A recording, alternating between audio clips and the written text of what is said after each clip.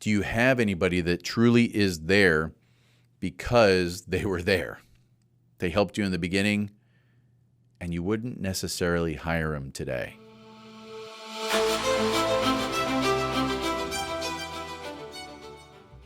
Hello, and welcome to another episode of the Physician Growth Accelerator, a show where we break down your private medical practice vitals into systems, give you the tools to diagnose root cause of what may be restricting your growth, and prescribe what to do about it. I'm your host, Zed Williamson, and I believe that every system is perfectly designed to get the result it gets. I believe that because as a business owner, it gives us freedom. We can say, I don't like this outcome, but I'm doing it on purpose.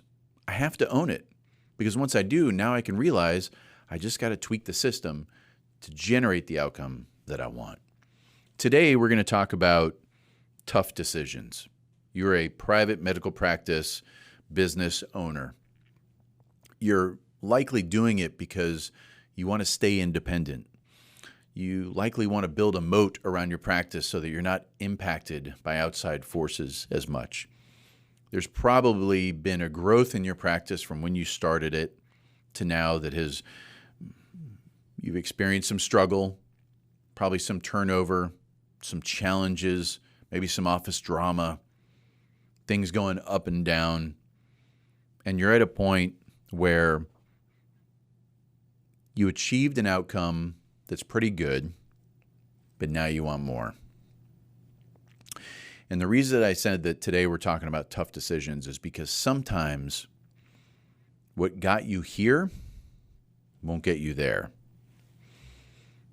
And that can be related specifically to our staff. Now, I'm curious if this rings true for you, but a pretty common scenario is you're in practice. You are jamming. You're trying to figure everything out. You're going, and it's starting to get a little crazy. And you think to yourself, you know what? I need somebody to kind of manage all this. I need someone to kind of reel this in and put things in pretty boxes and get organized, because I'm out there seeing patients, bing, bang, boom, and I need someone to take care of that. And you find someone, and they help. They help in a way that lets you take a breath. Maybe a little weight comes off your shoulder.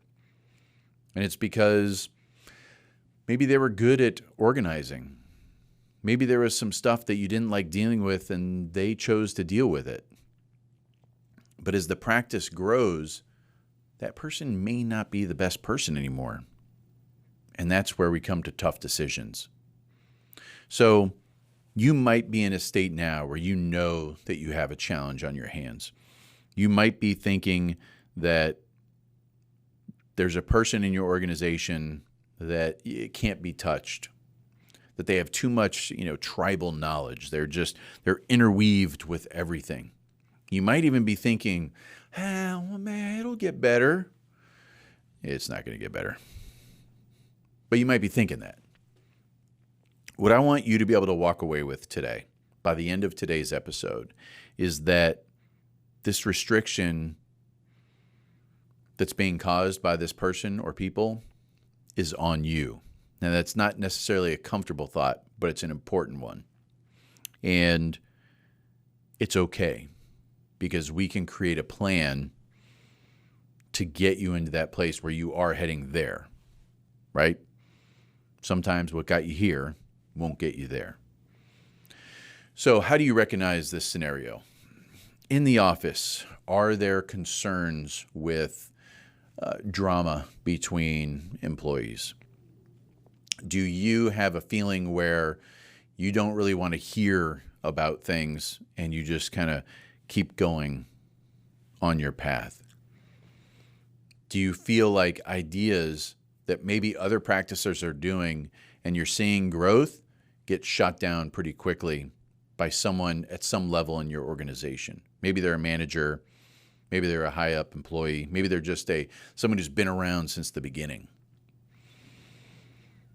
Do you have anybody that truly is there because they were there? They helped you in the beginning, and you wouldn't necessarily hire them today. That's a really important question. If you have someone in your practice that is at a higher level in the sense of other employees maybe report to them, they have a true impact on the practice. Ask yourself that question. Would you hire them again today for what you need now? The answer might be no, and that's okay. That's not a slam against them. Things change over time. But it's a really important thing for you to uncover. Because if you have a vision about where you want your practice to be in the future, that means you also have to own whatever constraints that you might be forcing the practice to deal with. The reason why I say own is because our brain is designed to protect us. We have these biases, these heuristics, this automatic decision machines that are really designed, thousands of years ago for survival. Today, survival is really easy. So now they're really designed just to make us comfortable, or as comfortable as they think they can make us. And so when we're in business and you're there, you're treating patients, right? You're bringing good service to patients. You're creating good outcomes for people. Your brain is telling you that you just got to keep going down that path. And there might be some discomfort with the idea that someone who's part of your organization is now actually holding that organization back. Because one day they weren't. One day they were absolutely, completely required to be successful. They helped you get there. It's okay. That doesn't mean they need to be there now. So there's a couple things that you can do to help create a plan for yourself. One thing, there's a way to play a trick on your brain, is I want you to pretend that this person, if you have them, not everybody has one. I'm not saying find somebody and you got to make a tough decision. That's not what I'm saying at all. It's just there may be this restriction with you in practice. But I want you to think about that person and then imagine that tomorrow they just don't show up. And they're gone. You never hear from them again. What does that look like? What specifically would need to be taken care of? What you're going to start to notice is it's not as big of a deal as you think it is. Is it going to be a struggle? 100%. You might even get this feeling of your weight coming off your shoulders like, boy, that'd be kind of easy if they just didn't come back. That is a really big sign that you got to make that tough decision. What I would also point out is if there are other people in your organization that you feel are good for your organization and you've noticed that some of them leave on their own, it could likely be because of this person that you're holding on to. And if you get any sense that if you were to remove someone in your practice and anyone in your practice that you care about, that you want in your practice, were to say, about time, that's a pretty good sign too. But now you got to deal with this. Okay, how do I do it? How do I specifically become okay with this idea of taking someone who I believe was really important to the organization, helped me get to the point where I couldn't have got by myself, and now what? Pay him a severance. Start out in your brain the idea of writing him a check for 2 years. It sounds kind of crazy, right? Okay, so now back it down. And what you're going to find is in your mind, you're going to realize that there is a number where you go like, okay, yeah, that's kind and gives them a lot of leeway, and it makes me feel good about the decision. And if that's all it takes for you to get over the hump, then it's probably worth it for you to do that. Here's another reason why this happens. Typically, when you're in that position in your practice, you are running a race, but you're looking at your feet. And so what you're doing is you're kind of grabbing for the help. It's not strategic. you probably didn't determine what the role was and what the accountability of the role needed to be, and then purposely go hire someone who not only was a good fit for your culture and the values that you have, but also could be held accountable to achieve what you needed them to achieve. And that's because you're grasping for straws.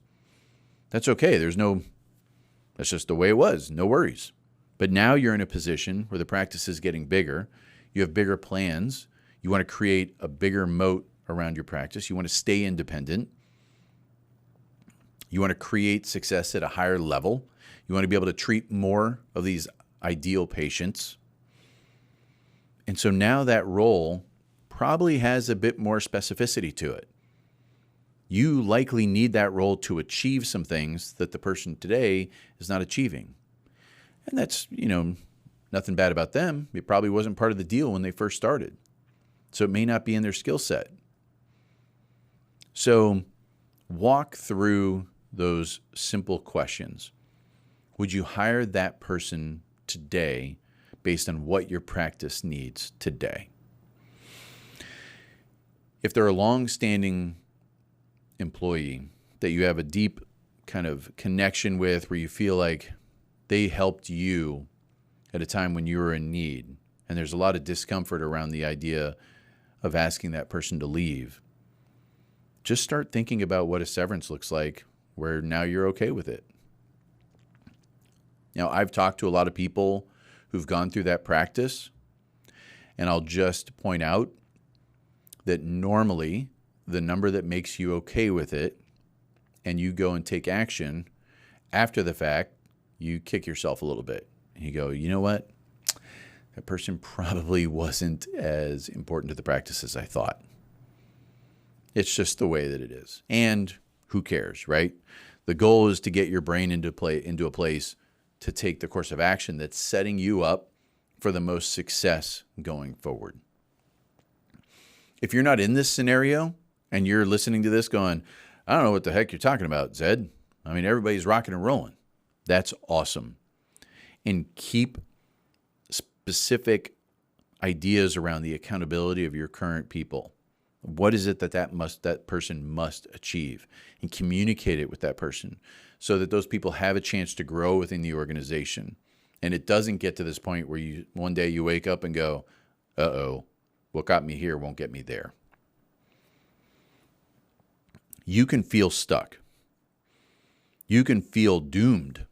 Like, man, if I get rid of this person, I don't know what I'm going to do. And it's okay if you're feeling that. I promise you, it's not true.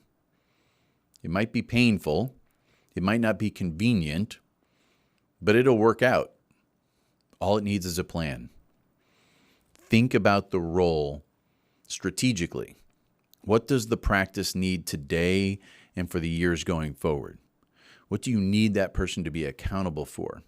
What do you need their values to be a good fit within your practice? That person exists, I promise you. And think of what it would take for you to remove the restriction. It's on you.